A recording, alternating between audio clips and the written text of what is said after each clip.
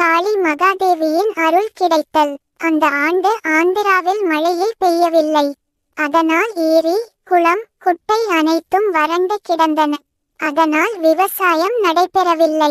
அதனால் தண்ணீர் பஞ்சமும் உணவு பஞ்சமும் தலை விரித்தாடியது. அப்போது அக்கிராமத்துக்கு ஒரு சாமியார் வந்து சேர்ந்தார். அவர் வந்து சேர்ந்த அன்றே பலமான மழை பெய்யத் தொடங்கியது.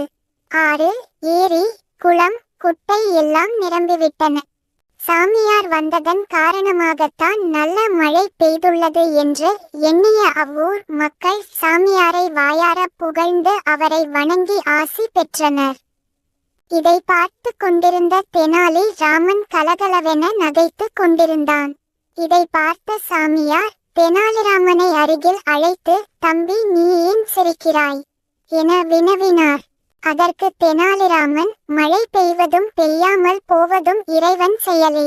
அப்படியிருக்க தாங்கள் வந்தவுடன் தங்கள் மகிமையால் தான் மழை பெய்துள்ளது என்று மக்கள் எண்ணுவது, ஒரு பனை மரத்தில் நன்கு பழுத்துள்ள பனம் பழம் கீழே விழும் நேரத்தில் காக்கை உட்கார்ந்ததாம். காக்கை உட்கார்ந்ததும் பனம் பழம் கீழே விழுந்ததாம். அப்போது அதை பார்த்தவர்கள் காக்கை உட்கார்ந்ததனால் தான் பனம் பழம் விழுந்தது என்று சொன்னார்களாம். அதுபோலவே இவ்வூர் மக்கள் செயலும் இருந்ததால் தான் சிரித்தேன்" என்றான் தெனாலிராமன். இதை கேட்ட சாமியார் உண்மையை உணர்ந்து அவன் மேல் கோபப்படவில்லை. "தம்பி, உன்னிடம் திறமை இருக்கிறது. நீ காளி மகாதேவியின் அருளை பெற்றால் பிற்காலத்தில் புகழ் பெற்று விளங்குவாய்" என்று நல்லாசி கூறினார். இதை கேட்ட தெனாலிராமன் காளிமகாதேவியின் சந்நிதியை அடைந்தான். அவளின் திருவுருவத்தை காண பலவாறு வேண்டி தவம் இருந்தான். கடைசியில் தெனாலிராமன் முன் தோன்றினாள் காளிதேவி. அவளது உருவத்தை பார்த்து பயப்படுவதற்கு பதிலாக பலமாக சிரித்தான். அவன் சிரிப்பதை பார்த்த காளிதேவி, "என் கோர உருவத்தை பார்த்து எல்லோரும் அஞ்சுவார்கள். நீயோ பலமாகச் சிரிக்கிறாய், ஏன்?" என்று வினவினாள்.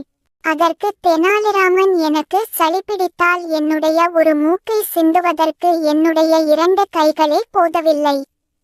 அப்படியிருக்க உனக்கு 1000 தலை உள்ளது.